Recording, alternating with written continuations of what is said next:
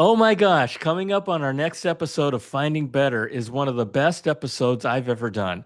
Craig Meriwether is joining me, and we're talking about hypnotherapy. But not only hypnotherapy, but we're unwinding all the kinds of things that have happened in our lives that we fed our brains with. He's got a program called Ace Any Test. And let's face it, when we're dealing with tests, we're dealing with anxiety, we're dealing with fear.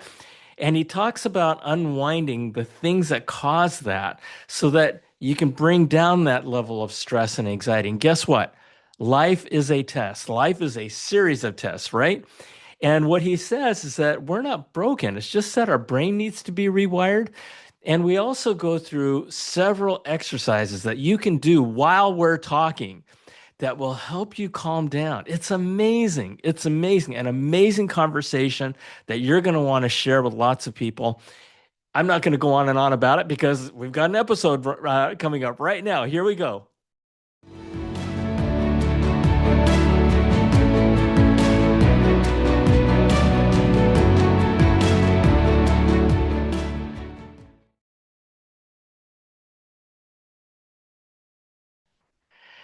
Hello, hello, hello, and welcome back to our Finding Better podcast. My name is John Suzuki, and I am your host. And this is where we share real life experiences and wisdom of people who have been there and done that. Because, I honestly believe that sometimes the best path to success is to follow in the footsteps of people who have been there and done that.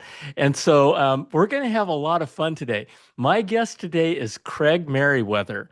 And this is going to be a really interesting conversation. We're going to talk about hypnotherapy, right? And as you know, our podcast is all about finding better and living a better life and learning from other people in terms of what their experiences have been, where they've come from, what they've done to live a better life. I've never had a hypnotherapist on Finding Better, and I know that the stuff works. So let me just give you a little bit about Craig before we get going. All right, Craig? Yeah, absolutely. All right. Go for it. All right. So Craig is a certified clinical hypnotherapist. He's a medical hypnosis specialist, a neuro-linguistic programming specialist, and he's a founder of the Arizona Integrative Hypnotherapy. Okay, let me say that again. He's a No, you founder got of it. Arizona Integrative. Integrative hypnotherapy. Yeah, it's a Thank mouthful. you. I'm not Thank good you. at business names. And the whole idea is helping people eliminate the negative emotions and limiting beliefs that may be keeping them from reaching their full potential. Folks, he's helped just some examples of students helping students conquer exam nerves and boost performance, veterans managing PTSD, business people and entrepreneurials managing confidence, right? Athletes accessing peak states, professionals overcoming public speaking fears. I mean, everybody has something in here that we can relate to. Craig, welcome to Finding Better. Thank you for joining us. Thank you, John. I appreciate you inviting me on your show. I've been looking forward to this for a while now. And yeah, hypnotherapy is an extraordinary modality. And you listed off a number of different kind of things that people struggle with. Right. And it's not that hypnotherapy is a cure-all, and this technique will cure everything. It's that Right. this technique will help you fix your own problems, if that makes sense. Because what Absolutely. hypnotherapy helps you do is tap into the power of your own subconscious mind. So let's start with test anxiety, as I think a lot of people can relate to that, whether it's back Yep. in high school or college or maybe a job interview or giving a public speaking sort of form of a test. Or or even a business meeting. Or a business meeting, yeah, yeah. Every If you're business looking meeting is a for, test. Yeah, there's yeah, a if you're test and looking there's for someone. Yeah. financing, you're Yeah. looking for financing. If you're interviewing somebody, these nerves may come up. Now, you weren't born. Let's go. With test anxiety, you weren't born with test anxiety. Somewhere along the line, you had to learn that, and then train Ah, yourself to get to the point where maybe by high school or getting into university it's becoming a serious, serious problem. Sort of like getting your black belt in Taekwondo. You just don't hand you a black belt on your first day of Taekwondo class. You have to earn that by training and absolutely. training your muscles, training your body to react in a certain way when somebody throws a punch. Well, same with tests. Somewhere. maybe back in elementary school or something, a test didn't go well. And unfortunately, at least in the seemingly American system of education, you get punished if you don't do well on a test, to the point where maybe you have to take summer school or take extra homework home or Right. eat a grade or something. And and so we learn to fear tests because we may have a very negative result because of it, because our Hmm. A plus grade average goes down to a B or something, and then that affects your Oh, college, God forbid. all Yep. that stuff, on and on and on. And so through our educational years, again, at least in America, uh, we can train ourselves to be afraid of tests. Well, that really didn't come from the outside world, other than, someone didn't hand you this fear. You created it within yourself. And Okay. it's not to say it was your fault. It's not to say it should have happened, not to say it's fair that that happened, but you're the one who did it. You're the one who created that fear and stored it in your subconscious mind. So that becomes very empowering because that means you can do something about it. And that's where when you listed Oh. off all those things, like, well, it does this, it does this. It's like, well, in and of itself, hypnotherapy doesn't fix anybody. I don't fix anybody as a hypnotherapist. Hmm. I help you fix yourself. Well, There's, let's talk about what hypnotherapy is and Mhm. why it is, and what it does, right? Sure. Because I do know from people that I have spoken with who've experienced it themselves that at least for them it really helped them a lot. And Yeah. everybody's carrying all kinds of fear. I mean, we've picked up so much crap and bullshit in our lives that has been stuck in our heads that somehow we've decided to keep there. Yeah. and Yeah. and Well, you know so what is it and how does it work? well, it's very interesting that you said it that way. We decided to keep it there. Because in a sense, that's exactly what we're doing. But for protection and for survival, that's the main job of the subconscious mind. Yes, it's, beating our heart and we're breathing and running our digestive system and growing our hair and taking a little baby from day one to being an adult. All this stuff, splitting our cells, all this stuff we don't have to think about, which is great. It holds on to those habits that we have, like tying our shoes and zipping up our jacket and riding a bicycle and driving a stick shift and all that kind of stuff. Walking, learning how to walk, it holds on to those habits. It holds on, it runs our systems of our body all without us having to think about it. But its Right. main job is to keep us safe, keep us protected, is for survival, which doesn't necessarily mean happy and successful, right? Just alive and breathing. So it sort of has this filing cabinet. And when you experience hurt and pain, situations, circumstances, events that cause anxiety, fear, anger, worry, overwhelm, it records that and files it away in this filing cabinet because it doesn't want to experience it again. It's not against you. Your subconscious mind is for you. It may not seem like that sometimes, but your Oh, subconscious mind is interesting. for you and wanting to protect you by holding on to these files. And if anything in your world registers one of those files, because you're bringing in all this information from your five senses, what you're seeing, hearing, tasting, touching, smelling during your day, as you're bringing in all this information subconsciously, because we're only cognizant of a little bit of information in our world. Right, We're right, bringing all this right. information. It's getting filed through that, it's getting filtered through that filing cabinet. And if anything registers one of those files as like even slightly similar, you'll get the warning signals. Now, when somebody pulls a fire alarm in a building, Uh-huh. the alarm goes off, the strobe lights go off, warning everybody that there's danger, you need to get to safety.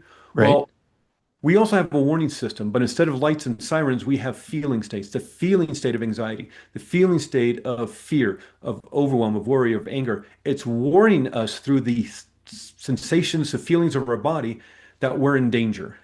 Now, the big problem with that, and one of the issues of being human, is that the mind can't tell the difference between what's real and what's imagined. And this is most Wait, noticeable wait, wait, when, wait. Oh, okay, go ahead. well, I just want to repeat that. You yeah, said the you said mind cannot tell between a real event and an imagined event. okay. Now, cognitively, in our consciousness, we can figure that out. But in terms of quickly filtering in information and whether we're in danger or not, It can't tell right away whether the danger we're experiencing is real or imagined. Okay. So a great example of this is a nightmare.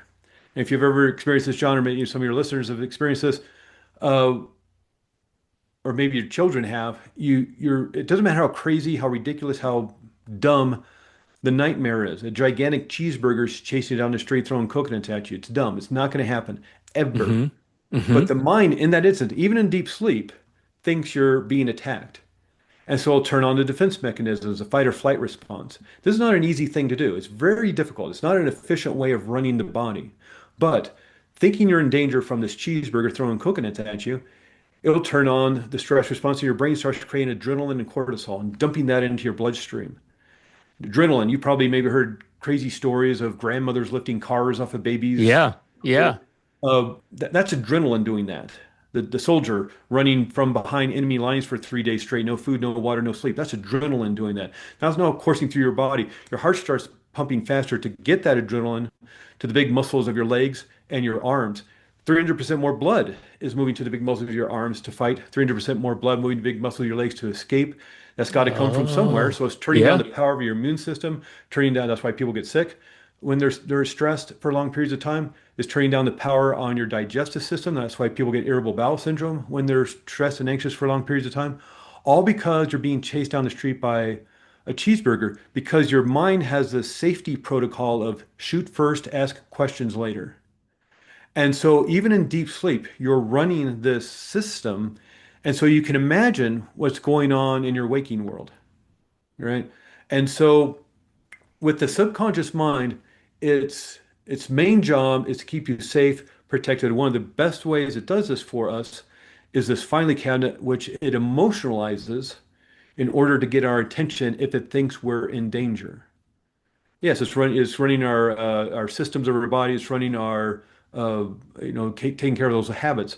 But its main job is keep us safe and alive, and it's running it through this emotionalized filing cabinet of all the hurt and pain we've experienced.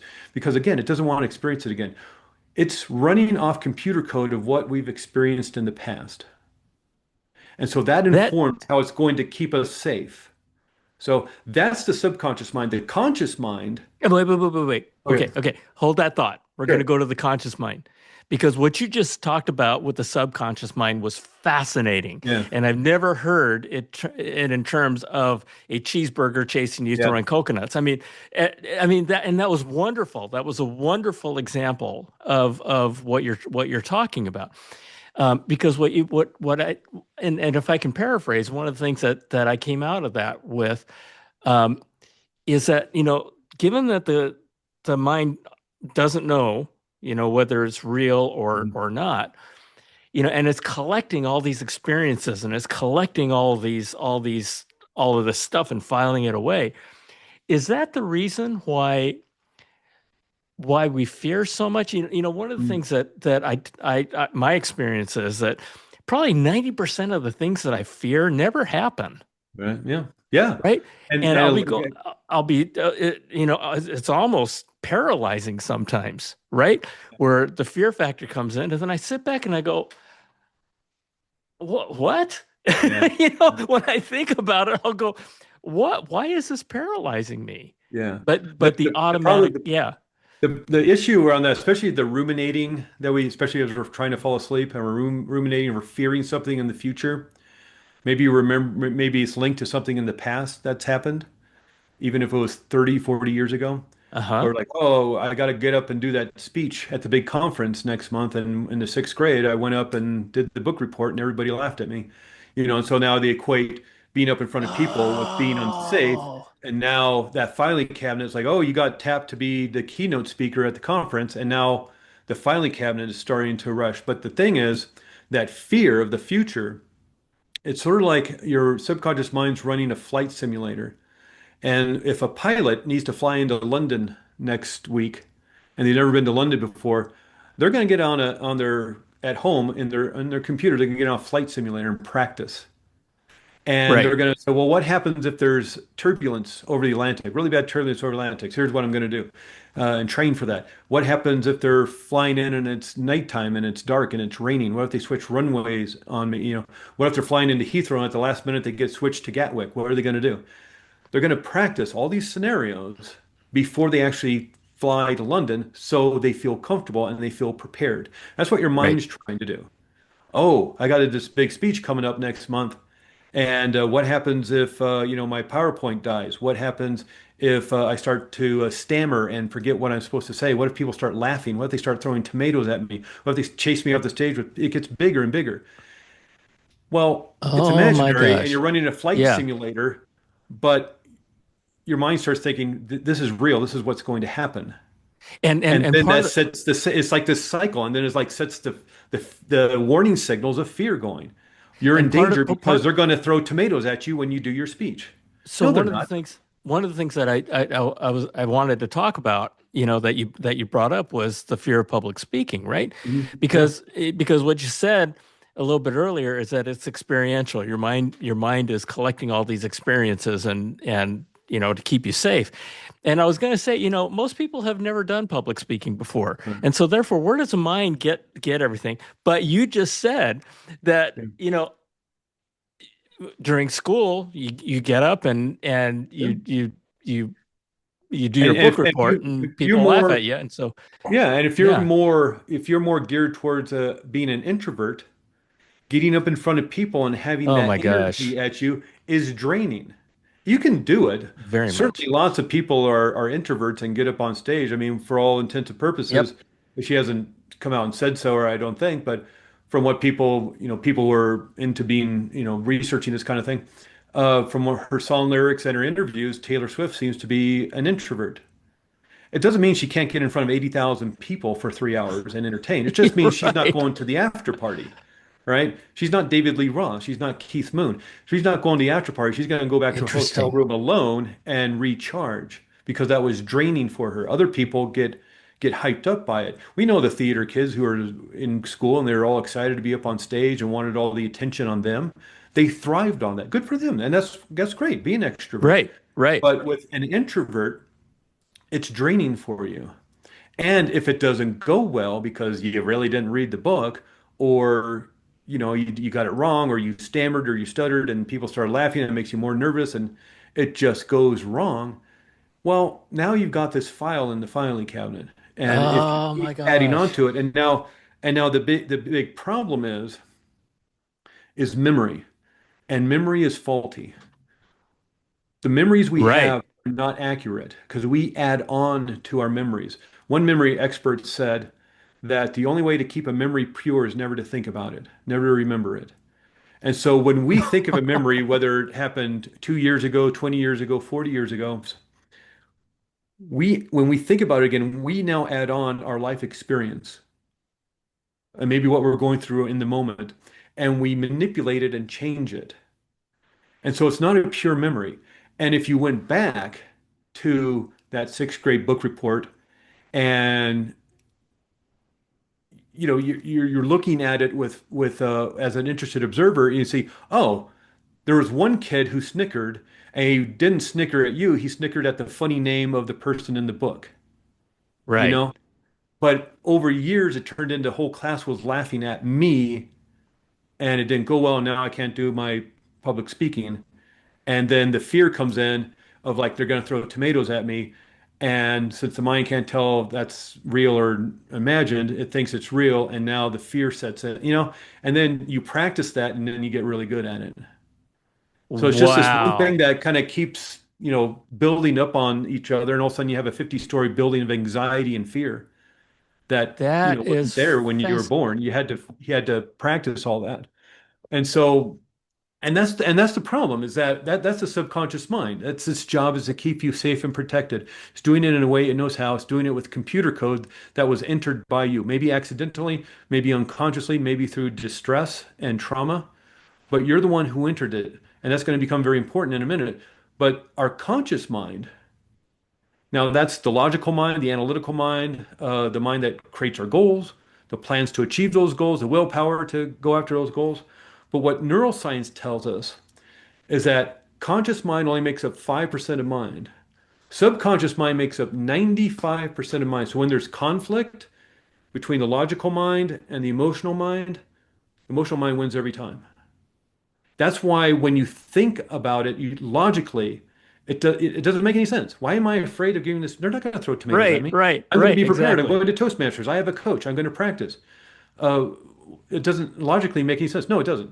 It absolutely does not. And because that's not the mind that's in charge of this. It's the emotional mind that's in charge. And that's why, and not to disparage talk therapy at all, I think talk therapy can be very useful, very helpful. But why sometimes logically talking this through doesn't help. It can be very helpful in a lot of situations and it helps a lot of Interesting. people. But sometimes people find themselves 2, 3 years into talk therapy, spinning their wheels talking about the same thing, and it never resolves itself because they're using the wrong part of mind to try to solve the issue. The issue is held within the subconscious mind. You know, And as you talk said it therapy, before. and talk therapy, just real quick. Yeah. And talk therapy addresses the Yeah. Yes, you logical have to mind. talk So about talk logically. therapy is a 5% instead of the 95%. Yeah. And the basic difference between talk therapy and hypnotherapy, the kind of foundational issue is that in it's the state of consciousness that you're in.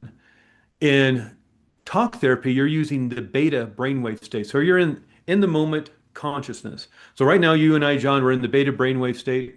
We're having a conversation. We're Okay. having a discussion. We're learning from each other.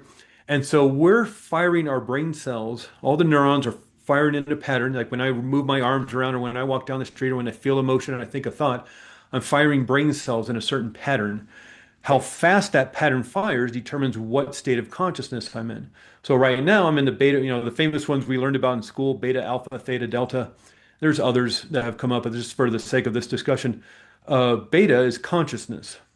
So you're paying Okay. attention. You're in this present moment. When you're doing meditation, you want to bring yourself back to this present moment and be here now. And that's firing about 18, 20 cycles per second. Let's say I'm back in high school math class and I need to pay attention because I it's going to be on the final and I got to do Hmm. well. I got to do really good on this test.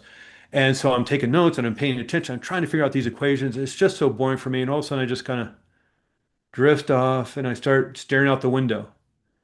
And now I've moved myself out of the present moment and I'm thinking about the weekend and how much fun I'm going to have because I'm going to go hang out with my friends. We're going to go do this, we're going to do that.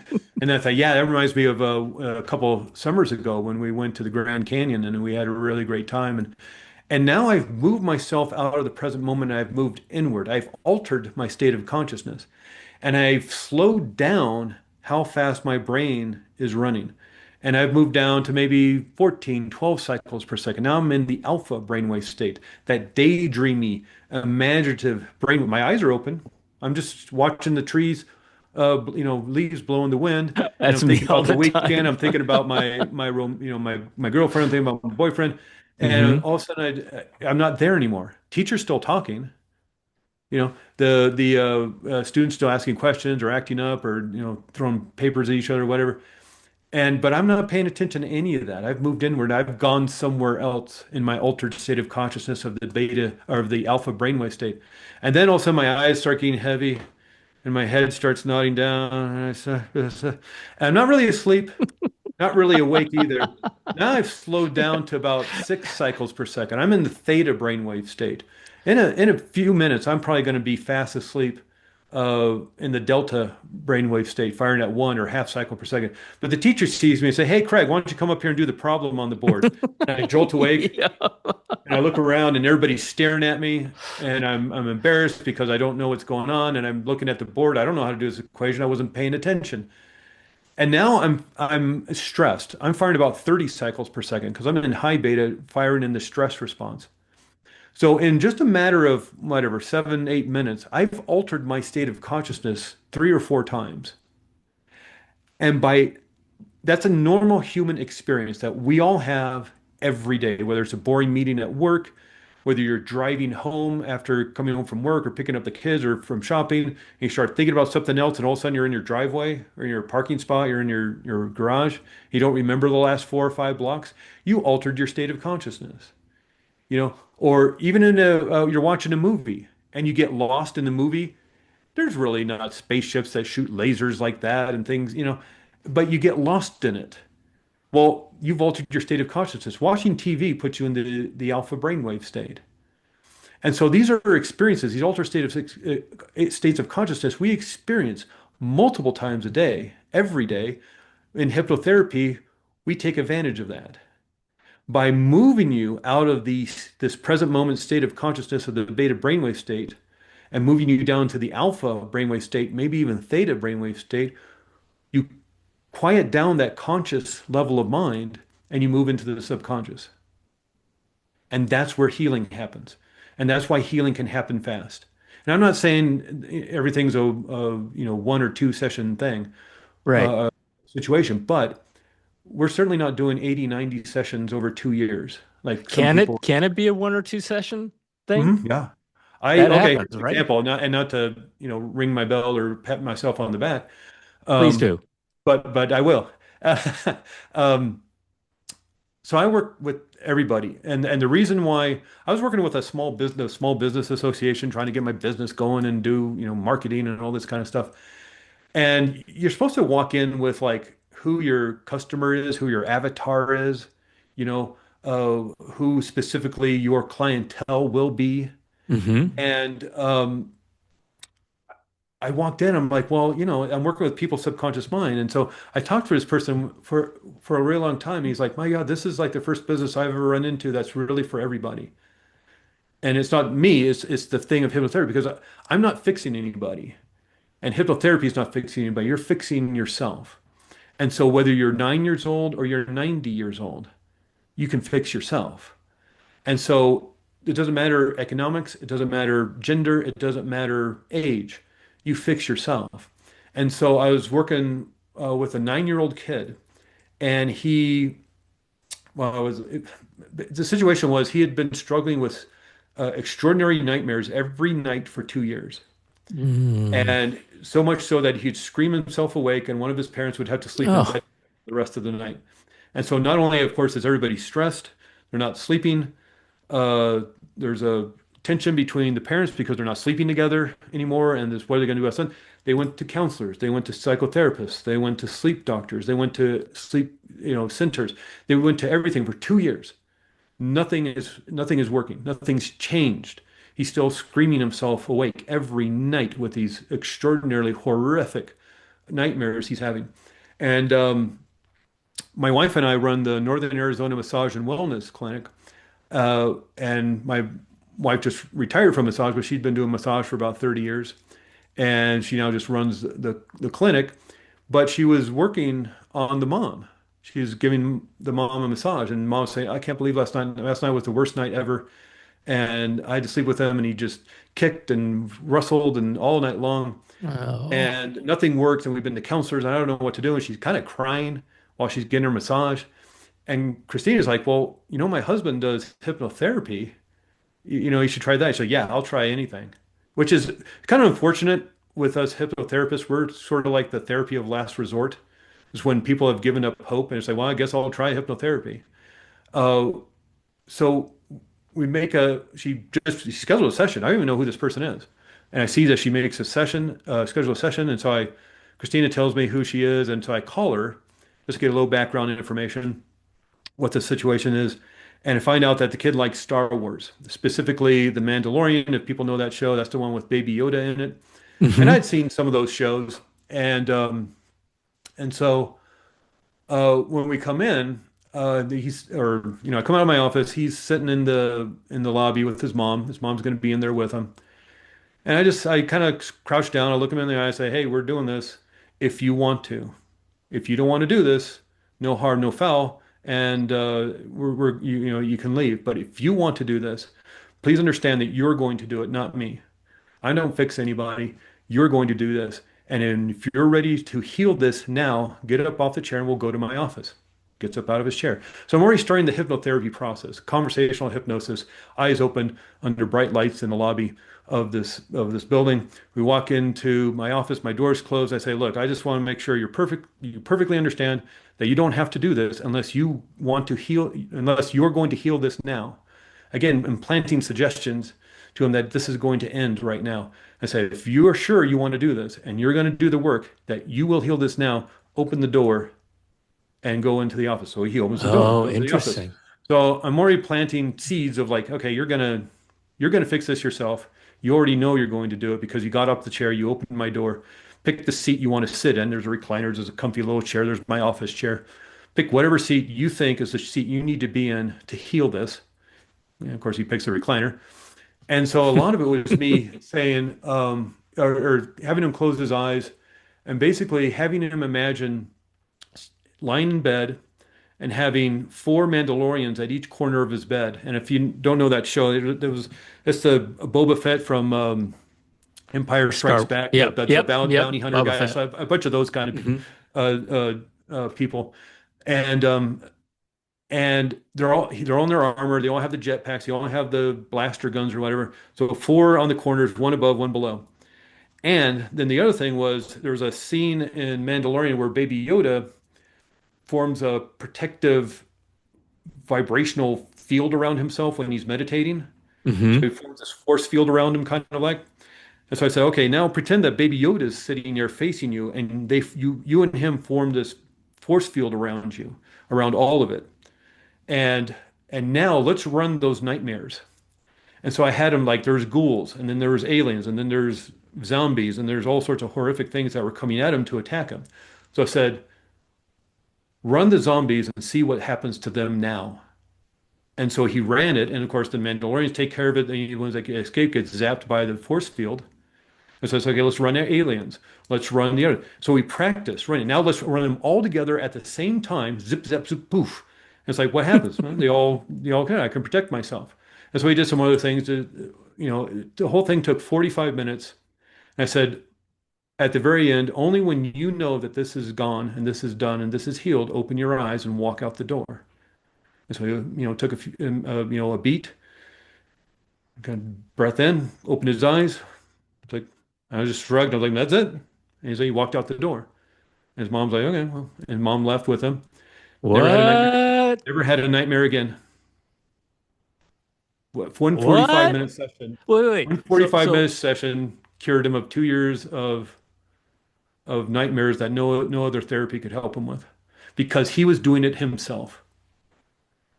In wow. it. So, and that's what's important about this work. And while I can toot my horn and pat myself on the back for kind of planning out that session, he was the one who did it. And if Fascinating. he didn't get up out of the chair, he could have walked out the front door. I gave him permission to walk out the front door. I wouldn't be mad. I got stuff to do. No, Yeah. no. Yeah. No, no I doubt. said, And I want to make sure you want to do this. If you want to do it, open my door and let's walk in. well, He the wanted first to thing do it, that and he did it. yeah, the first thing that struck me as you were talking about that is that you were giving him the choice. Mhm. It was Yeah. his to choose, and you were giving him the power and the control, Yeah. Give him the right? power control and he can end it. Whereas mom and dad are making appointments and other doctors are telling them what to do. Right. And how do you feel about that? And do you have trouble in school? I don't, That is amazing. So, yeah. what struck me as you were speaking about this young boy and his nightmares, Mhm. um, as you were talking about that, I was thinking about veterans and soldiers with PTSD, Mhm. and and I understand you help folks like that too, Yeah. right? Well, you can imagine this kid had a lot of PTSD from Yeah, 2 years of nightmares every night. So you can imagine a soldier coming back from war or peace yeah, activity, what you would call it now, and kind of same situation. Maybe they're having nightmares. yeah, yeah. I don't know that I would handle it the same way, but Right, right, certainly. you got But to allow them the opportunity to release it so where do because you if think? there's a lot of therapies where yes, you go to that therapist and you want them to help you. Massage is a great example of this. Okay, It's kind of the difference between massage and yoga. If people have ever gone to massage or gone to yoga class, you know that the massage therapist is doing the work to right, relax your muscles, stretch your muscles, and all that. A yoga class, you're doing it through the instruction of right. somebody. Now bend over like this. Now stretch your leg out like that. And at the end, you may actually feel kind of the same. your muscles are relaxed and stretched out and things. But Uh-huh. there's two different modalities, both valid, both true, both wonderful. But one is somebody else is doing it for you, the massage. The other one, yoga, you're doing it through the instruction of somebody else. Like, okay, today's back day. Great. My back hurts. All right, let's work on the back, or let's do leg day, or whatever it is. And so, it's like a surgeon. Yeah, the surgeon's the one that's going to help you deal with the appendix problem or whatever it is. They're the one doing the healing work. Whereas something like therapeutic hypnosis, you're doing it. It's more like the yoga example. Right, You're the one right, that's going to right. be doing the work while the hypnotherapist facilitates and keeps it safe for you. With regard going back to that child, where Yeah. where do you think where do you think where do you think all of his or I should ask this as a different question. Um, any ideas in terms of where all the nightmares came No, from? that's a very interesting question. There's research about that, and I'm not even close to being an expert on Okay, why the okay. mind, but it might be one of those things, again, just practice makes perfect. There's some research saying that nightmares are just the brain's way of filing information, which I can see in a certain aspect, but or not just nightmares, but dreams.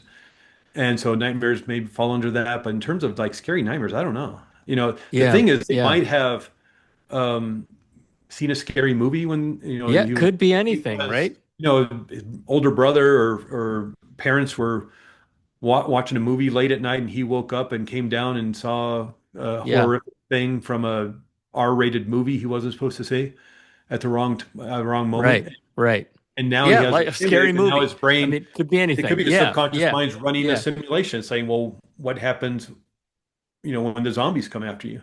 Right, Or maybe right. some kids at That school, is school were amazing. showing like, look, now everything's accessible on your phone, and so if some kid had a phone at school that could access R-rated movies or something, Right. Oh, well, watching it at yeah. lunchtime. It I don't can, know. yeah. Yeah, it's crazy. It's Yeah. crazy. So, yeah, and especially, with what you said before that only 5% of our Yeah. consciousness is Well, logical, right? The yeah, rest of it yeah. is, And what's yeah. interesting is we're being inundated with 11 million bits of information per second. Now, this is through our five senses, what we're seeing, hearing, tasting, touching, and smelling. And so right now, you're probably not cognizant, John, of the temperature in the room you're in. Now, if you think about it, you're like, yeah, it's pretty pleasant. It's Yeah. it's like Right. room temperature.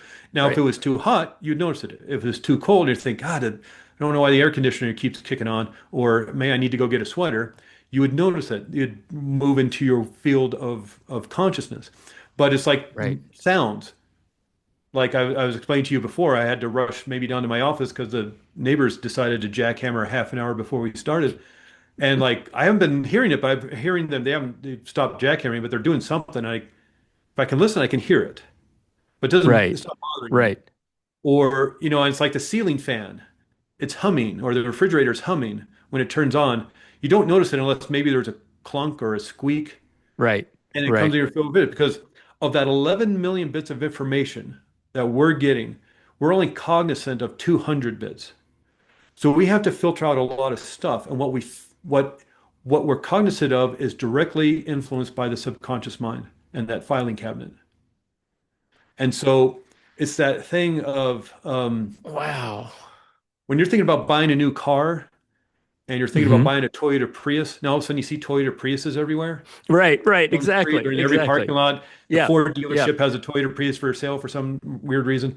Your neighbor has one. You never noticed that before. The Toyota Priuses were always there. They were there yesterday and Right. last year and 10 years ago. Exactly. But you just didn't notice it because you weren't trying to solve the issue of the new car. So Right. you didn't notice the Toyota Priuses. But now you want to get good gas mileage and all that. Now you see Toyota Priuses everywhere because you're thinking about them as a solution to your needing a new car. But then you think, well, I like being outdoors and I like being out in nature and like camping and backpacking. I should get a four-wheel drive car. I should get a Jeep. Well, now you just focused your attention. Now you don't see Priuses anymore. You see Jeeps everywhere. But the Jeeps are always Right. parked next to the Priuses. They're always driving down the road. Right. Right. So now it Right. looks like a Jeep convention in town. but you're also not noticing the BMWs or the Kias or the Dodge Caravans. And so this is that thing when your day goes from bad to worse, if anybody's ever had that experience, it's it's like you focused your mind with those 200 bits of information to find you problems and all the junk that's going on in life. There's a lot of great stuff happening. There's a lot to be grateful about. There's a lot to be joyful about. Right. There is. I swear to you, there is. You're The just 11 million bits that are you're going just on filtering it out. You are just to those filtering it out. 200. And so that's Wow. where having a plan to set yourself up in the morning, some sort of system of exercises or meditation or something to get you going in the morning to focus your attention so you have an awesome day. And whatever that means to you. And whether that's some sort of meditation work, that's some sort of exercise work, like a 3-2-1 reset exercise where you're just like hugging yourself and thinking of somebody you want to hug, which is literally changing the chemistry in your brain to pour in oxytocin, serotonin, and dopamine, and just breathing. Imagine doing an exercise that floods you full of oxytocin, serotonin, and dopamine. And then how's your day going to go? Yeah, yeah, there's challenges in life. At But least you're then yeah, starting yeah, off yeah. that way, But then but in then but in then a good reset way. yourself. Or find some other exercise or take a walk or walk up the stairs, find something to reset yourself so you don't fall into that trap of, well, my day is going bad, so I guess it's just going to go bad. No, there's lots Yeah, of it's good like stuff out there. You've just narrowed it. You have this narrow field of vision. And so just change the narrow field of vision to over here. So you see something good, right? But it's relentless. It's not just you do it once. It's like your physical health. You gotta keep maintaining and working at you it. got to work at it. Exactly. Yeah. Exactly. Yeah. You know what you were just talking about, I was envisioning a downward spiral, right? Yeah. Where your day where something happens in your day and it just seems to be getting Yeah. worse and worse and worse. And figuring out a way, I think what you just said is figure out a way to break that cycle, right? Yeah. Go walk up the stairs, go outside, breathe, right? You gotta change. You just said it to two things. You just said it right there. To change your state, and that's what you gotta do when you're in that spiral and you're going down the drain Right. and your day's going from bad to worse. You gotta break state. And the way to do that is to move your body and to breathe. The best two ways to do to center yourself and ground yourself. Because, when you're depressed, you start hunching on. Of course, we got our phones and we're all hunched over and our necks are bending over. And you got to change your state, move your body, roll your shoulders, roll your neck. Yeah, maybe walk up the stairs, maybe go outside for a few minutes of sunshine and breathe deeply into your belly. And that will help start resetting your nervous system. Okay. So I want everybody right now take 5 seconds, right? Yeah. Take 5 seconds. Just just do what we're doing. Just Yeah. breathe, put your shoulders back, stretch your back, and exhale. Yeah.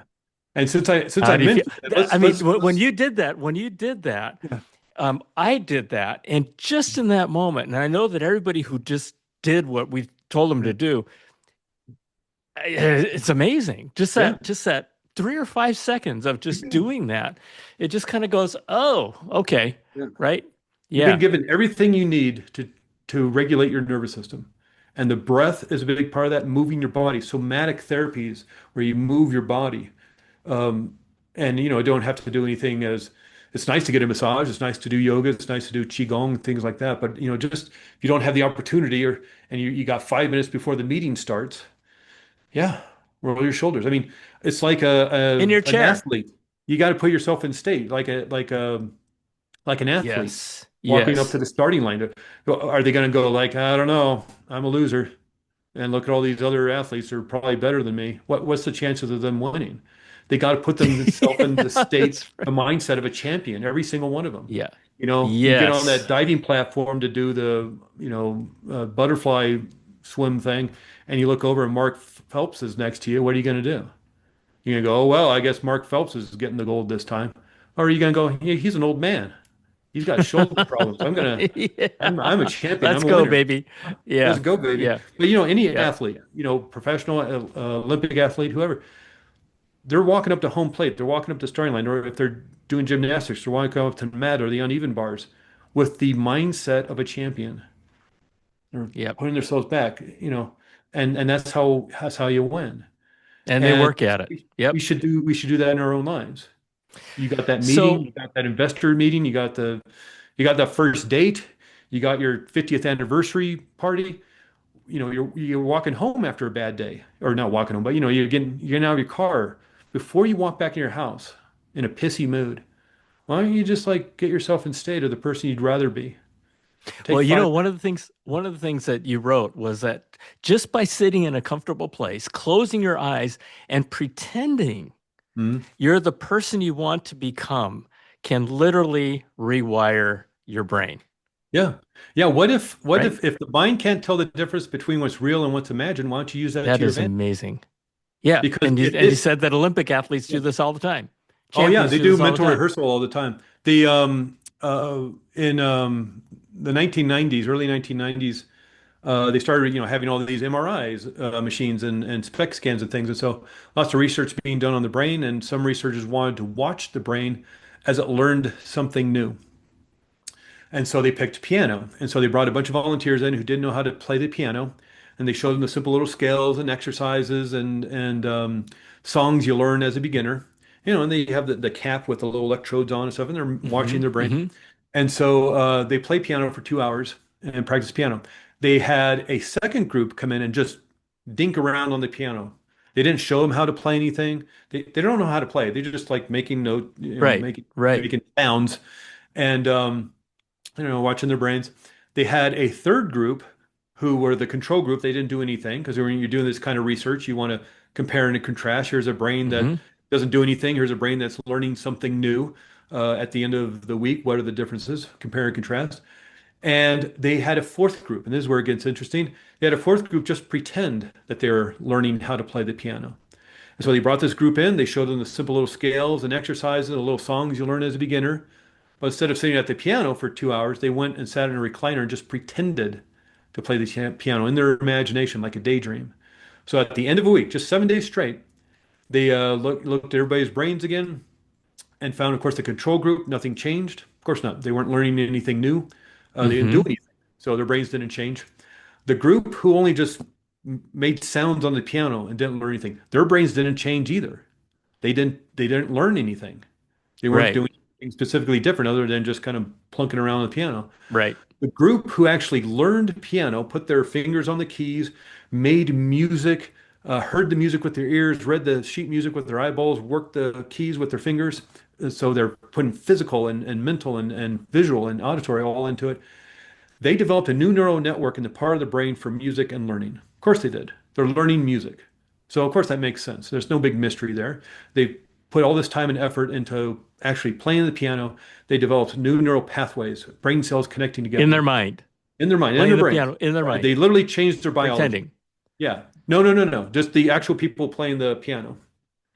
The group that actually learned how to play the piano. Okay, Changed their brains. They learned new things, and so their brain cells started connecting together.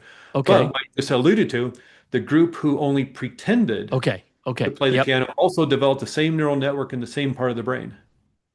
So Really? take it. Yeah. They literally, through imagination, through pretending, rewired their brain in about 6 days. You know, it's extraordinary. Wow. And that's the whole fake it till you make it thing. You can literally pretend to be the person you want to be until you actually wire that into your system. There was maybe some of the people who are listening will remember back in the 1970s, the Soviet Union was very dominant in gymnastics in the Oh God, Olympics and the World yes. Championships. And East You had Germany. Yep. Nadia, Yep. yeah, all the Eastern Bloc Yep. Soviet countries, Nadia Comaneci from Romania and all that. Hmm. And they won the gold, the silver, and the bronze. They won all the world championships. Nobody could figure out how they are so far more dominant than every other country in the world in gymnastics. And in the late 70s, early 80s, some of the uh, people on the gymnastics team and some of the coaches started to defect. And what they found, what they told the world, is that the Soviet Union gymnastics team was spending at least 50% of their time in mental rehearsal, is what they called it. So yes, they'd get on the mat and they do the twists and the tumbles and the turns and all that Really? stuff, or they'd be on the uneven bars or the rings or whatever. They do that work. They spend about as much time sitting in a recliner or on the couch, mentally rehearsing with their eyes closed. The successful twists and turns, the successful dismount off the uneven bars. They were mentally rehearsing that over and over and over again. And now we know why that worked because they are literally wiring that success into their brains. Yeah. So that the next Wow. rehearsal, they do it even better than they would mentally rehearse. Maybe they just focus on one specific little thing. Maybe they focus on the whole routine. Maybe just focus on the dismount. But then, the next day they're doing a little better, and then they mentally rehearse, and they just kept getting better and better because they're mentally rehearsing their success. And that was wiring into it because their minds thought they were actually doing it, and so it changed their physiology. And then we can do that, just like the nightmare. Just pretending something ridiculous, like a cheeseburger chasing us down the street throwing coconuts at you, can literally change our physiology. It's hard to get into the stress response. It's not an efficient way of running the body. It's very difficult. It's like driving your car in first gear at 80 miles an hour down the freeway. You can do it. Right. It's not good Right. for the car. So the brain, and body don't want to do it. But if it thinks you're in danger, of course, you need to protect and survive and keep safe. So it'll do it, but it's a huge change in the physiology. So And that like you means we said, have control over that. Imagine getting control over that. And that's what yeah. is extraordinary about therapeutic hypnosis. And I know hypnosis is a bit of a lot of baggage to that word, and which is Well, it's really an unknown unfortunate. to so many people. It's Yeah, just and so that's that, because of yeah, TV and yeah, movies and Las yeah, Vegas shows yeah. and all that, which is unfortunate because really it's just altering your state of consciousness that like you do every day and moving down the alpha, theta, and delta brainwave states. In fact, the alpha, theta, and delta brainwave states what's called the hypnagogic trance state. Watching TV puts you in the hypnagogic trance state. Being bored in high school math class, thinking about the weekend and how you got people coming over. You need to get the house together while you're driving home from work and you don't remember the last 5 blocks, and all of a sudden you're in your driveway. That's a hypnagogic trance state. We do it all the time. All we do in therapeutic hypnosis is take advantage of that. In fact, the word hypnosis comes from Greek mythology and the Greek god Hypnos, who is the Greek god of sleep. Because back in the early 1800s, Dr. James Esdale is a surgeon from Scotland, but he was doing surgeries, practicing as a doctor in India. And of course, early 1800s, there's no fancy hospitals, there's no fancy anesthesia or anything. You have your Right. leg amputated, you're biting down on a stick, or maybe you'll be lucky enough to be knocked unconscious. Uh, what he was, Dr. Esdale started doing was using a deep, deep, deep, deep trance state to put people so far into trance that it'll look like they're in a coma. Then you could do surgery, you could do amputations, you could cut people open and take out tumors and sew them back up and deal with injuries and war wounds and things like this. He took it back to England and started talking about it and working with people on it. And another doctor, Dr. James Braid, started working with it too, wanting a word to discuss this trance state, this coma-like state with his colleagues and to write about it. He decided to name this coma-like state after the Greek god of sleep, Hypnos. So he called it hypnosis. And since then, over the last whatever 150 years, it's grown to encompass all sorts of different kinds of trance states, from very, very light all the way to the Mm. deep coma states that they still use. You can go on YouTube and see all sorts of people getting root canals and things done because they're allergic to the lidocaine or the novocaine. They're using hypnosis for dental work. People still use it for surgery sometimes if they're so allergic to the anesthesia or there's some issue with it. So Okay, wait, there's, wait, wait, wait, wait, wait, wait, wait, wait, wait. Okay, so in the case of a dentist, because I have a friend, Mhm. who's allergic to Novocaine, and he was just telling me last week that he had a root canal done. And the Novocaine didn't take.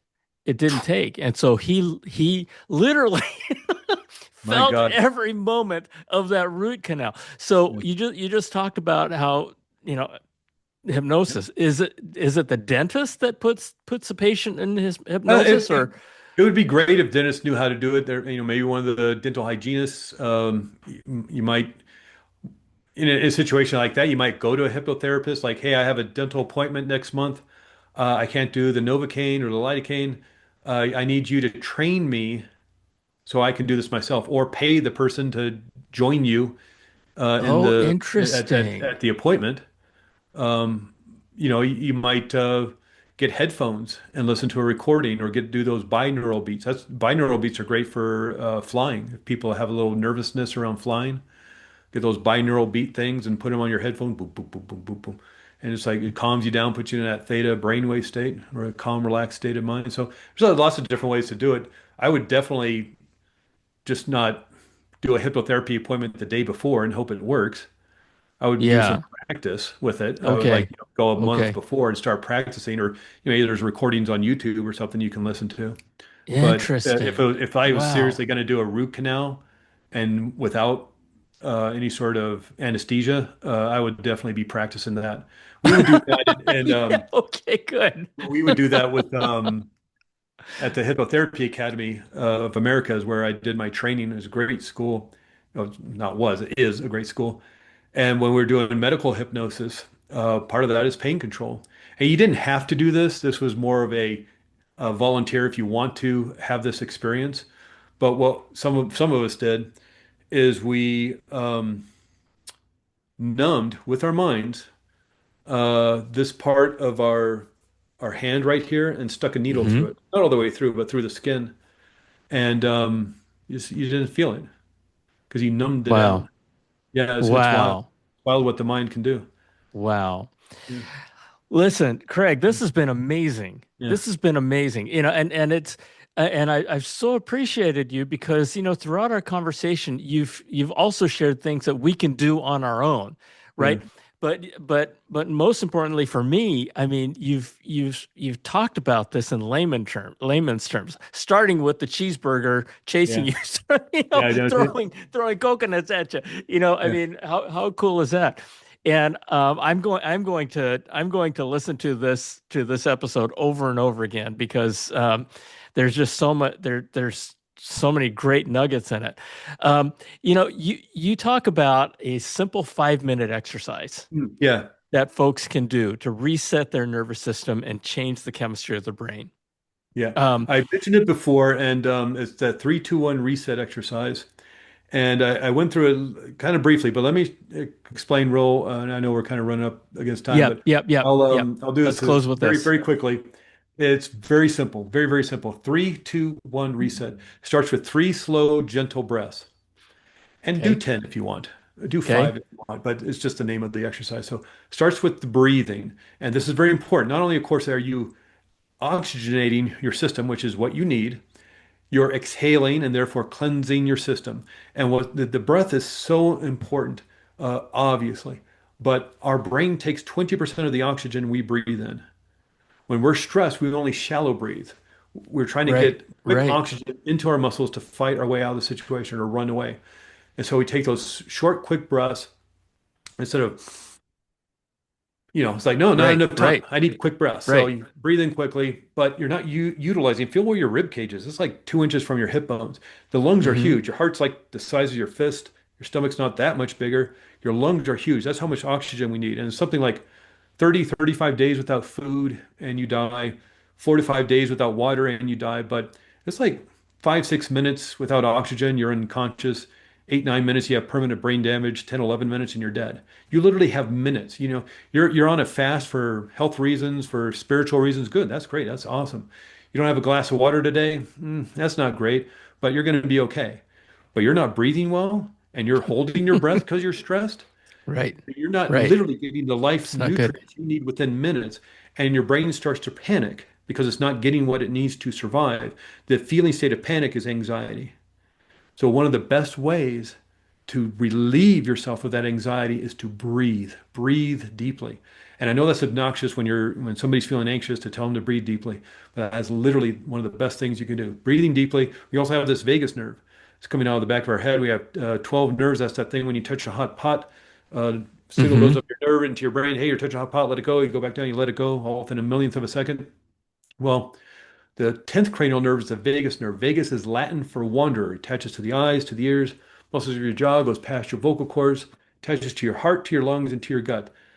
The vagus nerve is a big part of the parasympathetic nervous system, the relaxation response. You have the sympathetic nervous system, the stress response, the fight or flight response, the parasympathetic relaxation response. That's where we need to be most of the time when all the systems of our body are getting the right amount of nutrients and blood supply and oxygen and all that. The vagus nerve is a big part of the parasympathetic nervous system. It's attached to the lungs. By breathing slowly, gently, easily, deeply, stimulate the vagus nerve, therefore activate the parasympathetic. How easy is this? You've been given everything you need to regulate your nervous system. So breathe, deep breathing, move, maybe pull your shoulders back. Notice how you're sitting in a chair if you're standing or you're sitting in the car listening to this. Notice how you're sitting. Of course, if you're in the car, don't be doing this. Or pull over to the road. Make sure you're safe, or don't like if you're watching the kids around the Yeah. swimming pool, don't close your eyes or anything. But be safe about this. But if you're in a safe place and you Okay. can around this exercise, you know, breathe in deeply, close your eyes, and then we're going to do some bilateral stimulation. And that's, bilateral is the two different sides of the body. So is When this you're feeling, two? So yeah, three yeah, is to this, yeah, breathe. those is two. So three deep Two. breaths. Two is Okay. Two. we're going to do Yep. bilateral stimulation. And when you're feeling anxious and afraid and angry, you're lighting up a part of the right side of the brain. So it's sucking up all the nutrients and the blood supply and oxygen to light up and get you into that stressful state. Well, that means these other parts of the brain go quiet because all the energy is being sucked away from it, vacuumed away.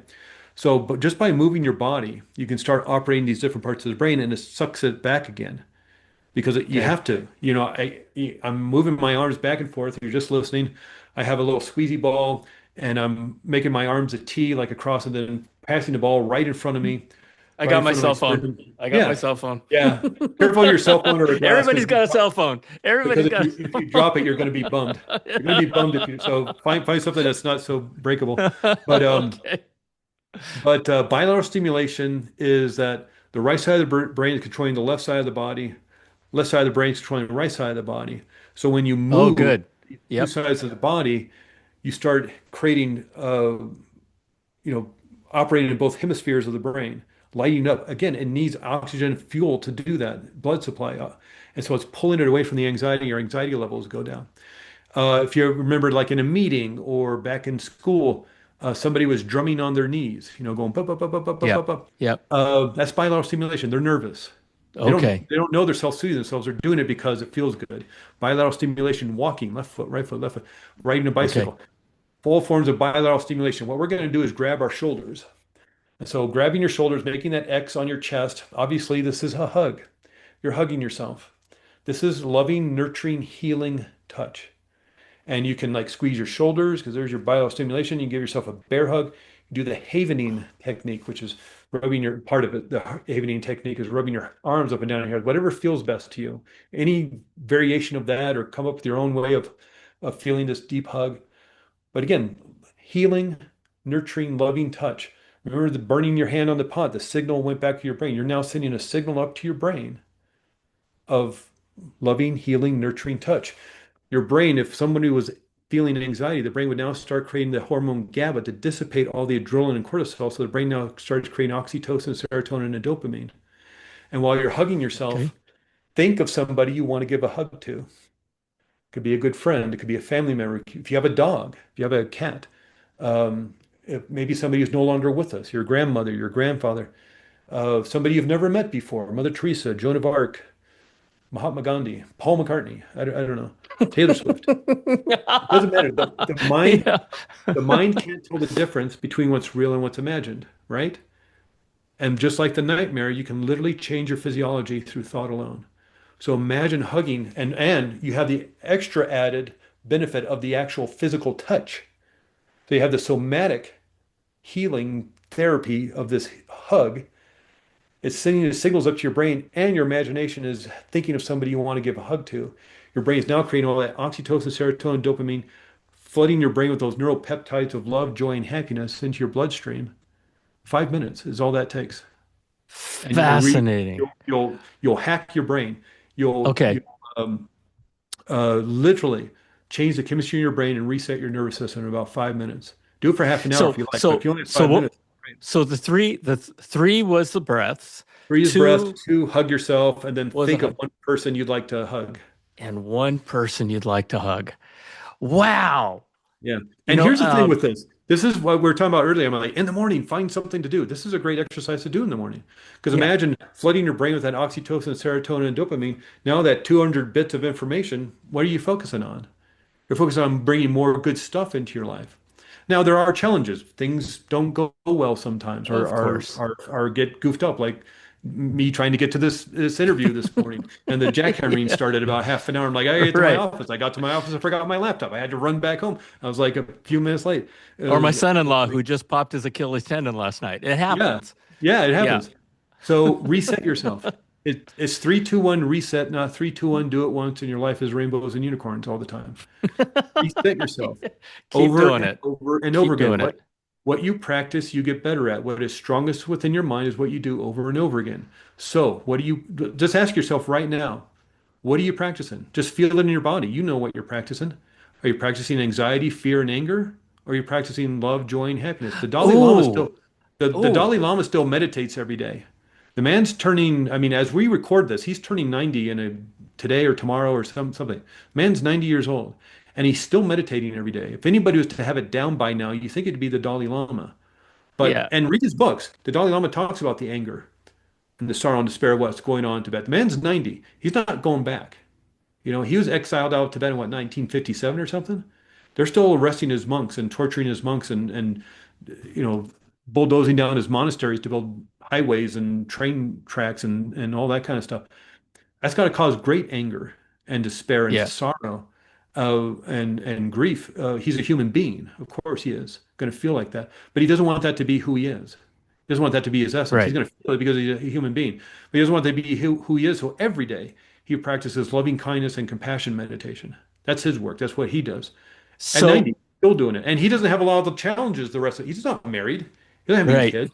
You have to worry about taxes with a small business and all the stuff that's and he has a staff of people to meet his every need and want. And yet he's still there doing the work. You know. You know, Craig, this has been absolutely incredible, fascinating, incredible, amazing. Yeah. And again, one thing I'd like to challenge my audience with is to do the 3, 2, 1 reset. Yeah. Do the breathing, hug yourself, imagine that one person you're hugging, and then find yourself in that feeling after doing that for a few minutes, Mhm. and then suddenly think about something stressful. Yeah. I just did. I just did when after we did it and you said then you just think about stress. And I just went back into stress. It was just weird, right? Yeah. All of a sudden I just had an instant different state. Yeah. And so, when you say it, to a certain extent, a big extent, it's what you focus on. Um, Folks, try it. Try it. Yeah. And I'll tell you, Craig, this conversation has probably been the most consequential conversation in my life. Oh, wow. Okay. Thank you. And because you shared this with us in ways and examples that not only could we understand, but we could participate with and do something with without having to call you, without having to schedule an appointment, without having to, you know what I mean? Yeah. Yeah. And you've given us all major gifts. Moving forward, Mm. if people, okay, first of all, folks, try some of the things that Craig is Yes. talking about, Yeah. right? Yeah. Do it. Just Yeah. do it. And Craig, if folks want to learn more, if folks want to reach you, where do they go? Well, I live in Flagstaff, Arizona. Uh-huh. As we are talking about before, Arizona Integrative Hypnotherapy is a mouthful and hard to spell. I wasn't thinking too well when I came up with that name and bought the URL. But if you just go to Google and type in Flagstaff Hypnosis, you'll see me come up in the map, and on the search engine, it'll just say Arizona Integrative Hypnotherapy, and that's me. And happy to talk with you over the phone. And I do sessions mostly over Zoom now, and Okay. it works really well because again, I'm not doing Wonderful. anything to you. This isn't a massage. You're doing the work, and a lot of people feel comfortable, relaxed, and they feel safe in their homes. And research shows that not only do Zoom sessions work as well as in person, whether it's a talk therapy, counseling, coaching, doctor's appointment, hypnotherapy, Zoom sessions work as well as in-person, and they might work a little bit better because people feel safe in their homes. And this has allowed me to work with people around the country, around the Around the world. world. Yeah. Yeah, Yeah. not again, not to ding my bell or pat myself on the back, but just to show the power of this. Recently, I've been working with a basketball player, Okay, we got 30 seconds. professional basketball player in Iceland, and it's just like he's in the European League, and so you can be anywhere as long as you have great. Wonderful. Yeah, Um, the man's name is Craig Meriwether, and go to Google, check it out. He's in Flagstaff. Craig, thank you. yeah, Thank you're you welcome. so much for joining us. Thank you for sharing so much. I love you. God bless you. Oh, thank you, Um, John. everybody out there, check it out and Yeah, share this. Share yeah. this. This is going to help so many people. Please share it. Pass it on. I love you. God bless you. Thank you for Thank you, joining us. John. Yeah, y'all, we'll see you next time. Bye.